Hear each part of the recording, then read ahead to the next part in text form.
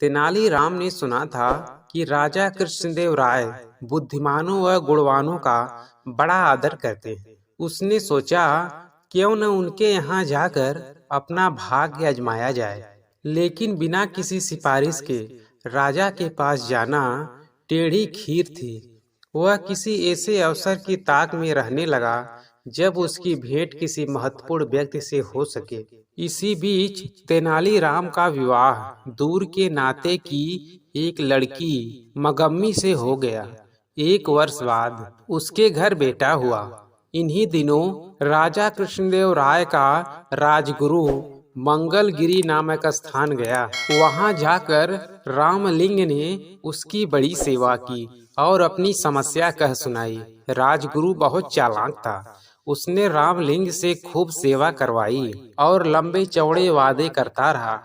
रामलिंग अर्थात तेनालीराम ने उसकी बातों पर विश्वास कर लिया और राजगुरु को प्रसन्न रखने के लिए दिन रात एक कर दिया। राजगुरु ऊपर से तो चिकनी चुपड़ी बातें करता रहा, लेकिन मन ही मन तेनालीराम से जलने लगा। उसने सोचा कि इतना बुद्धिमान और विद्वान व्यक्ति राजा के दरबार में आ गया तो उसकी अपनी कीमत गिर जाएगी। पर जाते समय उसने वादा किया, जब भी मुझे लगेगा कि अवसर उचित है, मैं राजा से तुम्हारा परिचय करवाने के लिए बुलवा लूंगा। तेनालीराम राजगुरु के बुलाने की उत्सुकता से प्रतीक्षा करने लगा, लेकिन बुलावा न आना था और न ही आया। लोग उससे हंसकर पूछते, क्यों भाई रामलिंग, जाने के लिए सामान बांध लिया ना? कोई कहता, मैंने सुना है कि तुम्हें विजयनगर जाने के लिए राजा ने विशेष दूत भेजा है। तेनालीराम उत्तर देता, समय आने पर सब कुछ होगा। लेकिन मन ही मन उसका विश्वास राजगुरु से उठ गया। तेनालीराम ने बहुत दिन तक इस आशा में प्रतीक्षा की कि राजगुरु उसे विजयनगर बुलवा लेगा। अंत में निराश होकर उसने फैसला किया कि वह स्वयं ही विजयनगर जाएगा। उसने अपना घर और घर का सारा सामान बेचकर यात्रा का खर्च जुटाया और माँ, पत्नी तथा बच्चे को लेकर विजयनगर के लिए रवाना हो गया। यात्रा में जहाँ कोई रुकावट आती, तेनालीराम राजगुरु का नाम ले लेता। कहा, मैं उनका शिष्य हूँ। उसने माँ से कहा, देखा, जहाँ राजगुरु का नाम लिया मुश्किल हल हो गई। व्यक्ति स्वयं चाहे जैसा भी हो, उसका नाम ऊंचा हो तो सारी बाधाएं अपने आप दूर होने लगती है। मुझे भी अपना नाम बदलना ही पड़ेगा। राजा कृष्णदेव राय के प्रति सम्मान जताने के लिए मुझे भी अपने नाम में उनके नाम का कृष्ण शब्द जोड़ लेना चाहिए। आज से मेरा नाम रामलिंग की जगह राम कृष्ण हुआ। बेटा, मेरे लिए तो दोनों नाम बराबर है। मैं तो अब भी तुझे राम पुकारती हूँ, आगे भी यही पुकारती रहूंगी। माँ बोली। कोड़वीड़ नामक स्थान पर तेनालीराम की भेंट वहाँ के राज्य प्रमुख से हुई, जो विजयनगर के प्रधानमंत्री का संबंधी था। उसने बताया कि महाराज बहुत गुणवान, विद्वान और उदार हैं, लेकिन उन्हें कभी कभी जब क्रोध आता है तो देखते ही देखते सिर धड़ से अलग कर दिए जाते हैं। जब तक मनुष्य खतरा मोल न ले, वह सफल नहीं हो सकता। मैं अपना सिर बचा सकता हूँ। तेनालीराम के स्वर में आत्मविश्वास था। राज्य प्रमुख ने उसे यह भी बताया कि प्रधानमंत्री भी गुणी व्यक्ति का आदर करते हैं, पर ऐसे लोगों के लिए उनके यहाँ स्थान नहीं है जो अपनी सहायता स्वयं नहीं कर सकते। 4 महीने की लंबी यात्रा के बाद तेनालीराम अपने परिवार के साथ विजयनगर पहुंचा। वहां की चमक दमक देखकर वह तो दंग ही रह गया।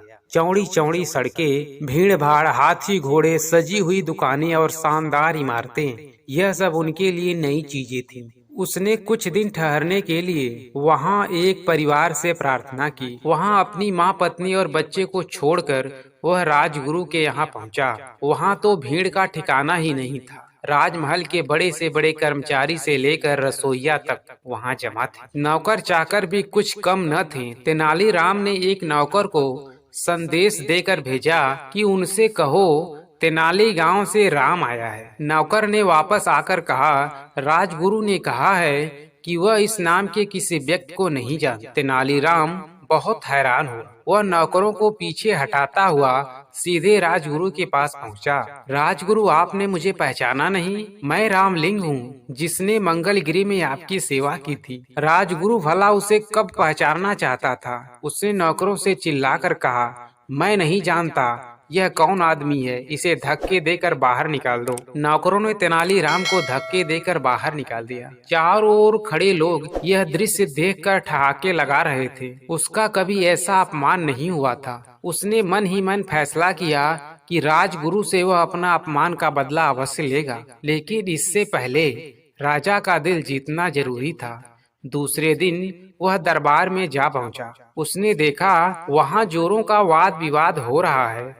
संसार क्या है, जीवन क्या है, ऐसी बड़ी बड़ी बातों पर बहस हो रही थी। एक पंडित ने अपने विचार प्रकट करते हुए कहा, यह संसार एक धोखा है।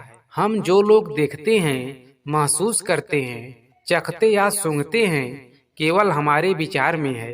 असल में यह सब कुछ नहीं होता, लेकिन हम सोचते हैं कि होता है। क्या सचमुच ऐसा है? तेनालीराम ने कहा, यही बात हमारे शास्त्रों में भी कही गई है। पंडित जी ने थोड़ी ऐंठे दिखाते हुए हैरान होकर पूछा, और सब लोग चुप बैठे। शास्त्रों ने जो कहा वह झूठ कैसे हो सकता है? लेकिन तेनालीराम शास्त्रों से अधिक अपनी बुद्धि पर विश्वास करता था। उसने वहां बैठे सभी लोगों से कहा, यदि ऐसी बात है तो हम न क्यों पंडित जी के इस विचार की सच्चाई जांच ले। हमारे उदार महाराज की ओर से आज दावत दी जा रही है, उसे हम जी भरकर खाएंगे। पंडित जी से प्रार्थना है कि वह बैठे रहें और सोचें कि वह भी खा रहे हैं। तेनालीराम की बात पर जोर का ठहाका लगा। पंडित जी की सूरत देखते ही बनती थी कि महाराज तेनालीराम पर इतने प्रसन्न हुए कि उसे स्वर्ण मुद्राओं की एक थाली भेंट की और उसी समय तेनालीराम को राज विदूषक बना दिया। सब लोगों ने तालियां बजाकर महाराज की इस घोषणा का स्वागत किया। उसमें राजगुरु भी था।